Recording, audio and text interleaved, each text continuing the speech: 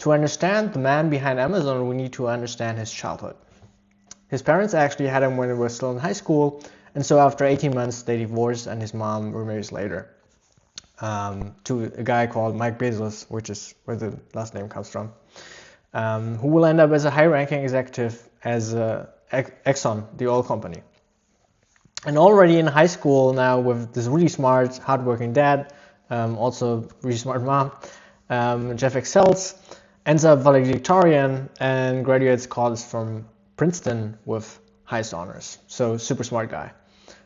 He then goes on to Wall Street, and in his late 20s is vice president at D.E. Shaw, on track to become the CEO. This is also where he met his wife, McKinsey. And this is where he has this brilliant insight. What is your claim to fame?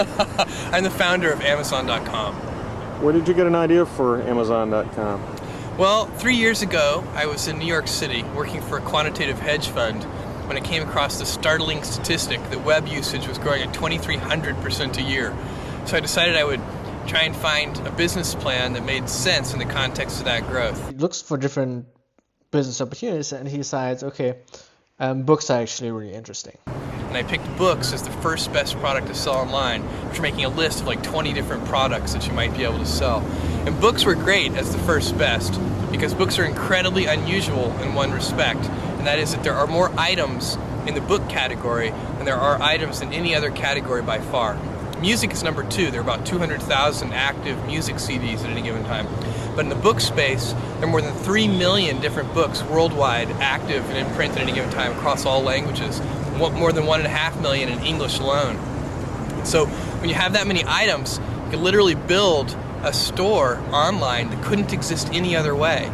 And so with this idea in mind, he's like, screw this Wall Street stuff. If I'm 80 years old and I never tried building this company, I'll always regret it. And so he quits his job, raises seed money from friends and family, finds a software engineer and starts to work. And the thing takes off immediately. 2 months in, they make $20,000 per week, right? So they clearly have product market fit. It's just booming. They go to 1 million annual revenue in 6 months, 16 million in 18 months. And so Jeff just keeps growing it immediately. They have all kinds of problems with scaling the software since nobody has ever seen this much web traffic before. And all the vendors they call for the databases are like, sorry, we can't help you. We've never seen these numbers before. And 2 years in, they go public. Jeff's a billionaire at this point, but still incredibly humble. According to my calculations, you yourself are worth somewhere in the vicinity of $9 or $10 billion today. I only say that because I've got a follow-up question. Okay. What's with the Honda? This is a perfectly good car. And so looking at this video, we can observe a couple of things. He's kind of this nerd, he's balding, even though he's a billionaire, he's still driving this very functional car. Notice the things he doesn't do. He's not going out there and buying a Lamborghini, getting a hotter wife. This man is hungry, and he's gonna eat. We can see this other side of him in a video from an Amazon All Hands, where he describes the meaning of his phrase, "It's always day one."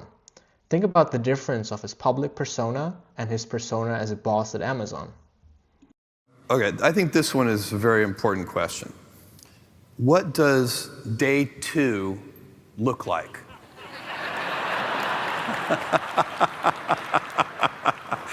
What does day 2 look like?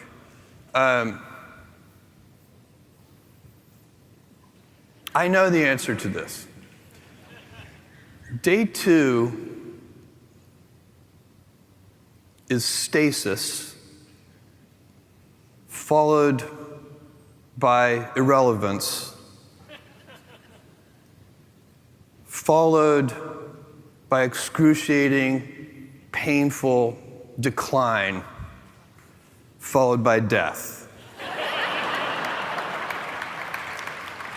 And that is why it is always day 1.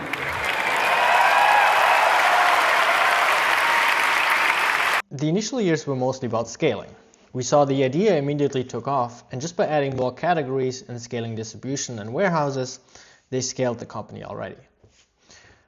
We can see a much better example of an attitude like it's always day one after the dot-com bubble bursts.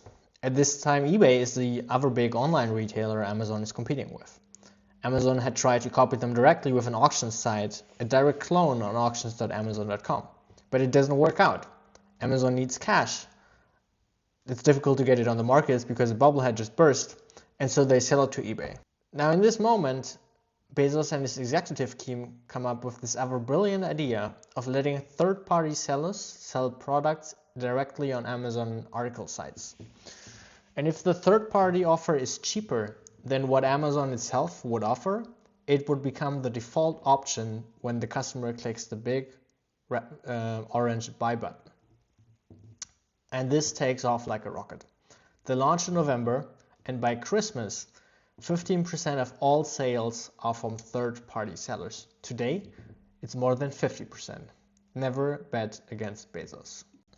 It's this attitude of relentlessness that made Amazon into the company that it is today. Repeatedly, projects fail, but they learn and create businesses that generate billions in profits. For a while, they sold some e-commerce software like Shopify today, but it was very hands-on and complex and didn't really work. They pivot to build Amazon Web Services, which is the biggest part of all of Amazon today.